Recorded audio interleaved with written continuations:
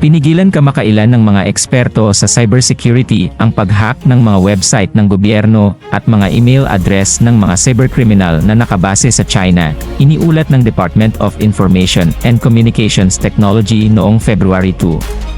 Tinangka ng isa sa mga cyberattack na ito na tanggalin ang website ng Overseas Workers Welfare Administration, mga 3 linggo na ang nakalipas.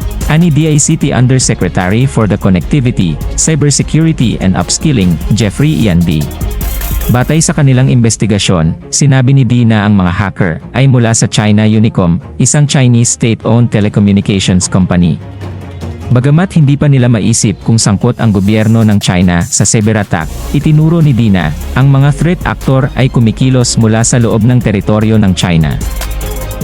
Hindi po ito tumuloy, pero ito po ay isang klase ng brute force attack upang i-take down ang ating Overseas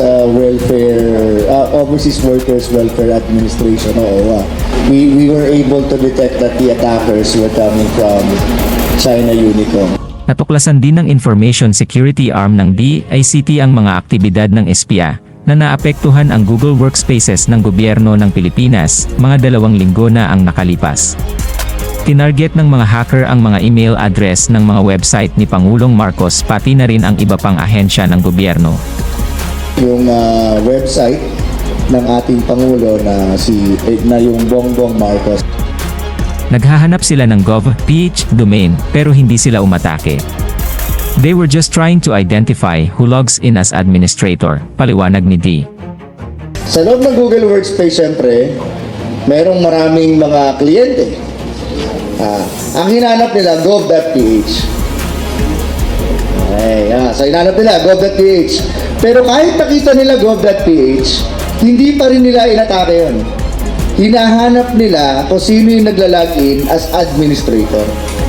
Selective siya, selective. Pag nakita niya na ikaw ay administrator, doon siya kukuha ng information sa'yo. Ang mga hacker ay nakapagsagawa ng pangangalap ng impormasyon sa mga administrator, ngunit ang kanilang mga aktibidad ay naunahan ng mga dalubhasa sa cybersecurity ng gobyerno. Anya, 3 karaniwang grupo ng hacker sa Google Workspace ay ang Lonely Island, Minder at Panda, ay konektado sa mga Chinese hacker, batay sa impormasyon ng intelligence. Ang mga ito ay pinaniniwala ang advanced threat na grupo na nagpapatakbo sa loob ng saklaw ng mga teritoryo ng China. Ang focus ng mga espiya, sabi ng opisyal ng DICT, ay subaybayan ang daloy ng trapiko ng mga email sa pamamagitan ng pangangalap ng impormasyon tungkol sa mga administrator.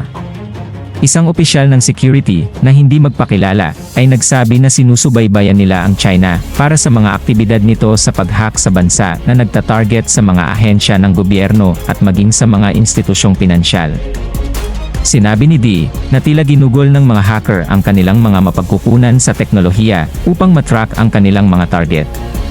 Anya, hindi nila ibinababa ang kanilang pagbabantay dahil ang mga nasasangkot sa cyberattacks ay mga profesional at iba sa mga normal na hacker na kadalasang magagawa ang kanilang pagsasamantala sa loob ng 3 buwan. Nagsasagawa sila ng pangangalap ng impormasyon sa loob ng maraming taon at saka i-attack pagdating ng panahon, anya. Samantala, binigyang diin ng National Privacy Commission ang kanilang pangako na protektahan ang personal data ng bawat Pilipino, sabi ni NPC Commissioner John Henry Naga. Sa exit conference ng United Nations Special Rapporteur sa pagtataguyod at proteksyon ng karapatan sa kalayaan ng opinyon at pagpapahayag na si Erin Khan noong Biyernes, binigyang diin ni Naga ang mga pagsisikap ng NPC sa data privacy at proteksyon at ang kahalagahan nito kaugnay sa malayang paggamit ng opinyon at pagpapahayag. The Marcos administration, through the NPC, is committed to protecting the personal data of our citizens and providing a conducive environment for our friends in civil groups and media to share information and express themselves freely, dagdag pa ng NPC Commissioner. Para laging kang update sa bagong mga videos, please subscribe, like and hit the notification bell.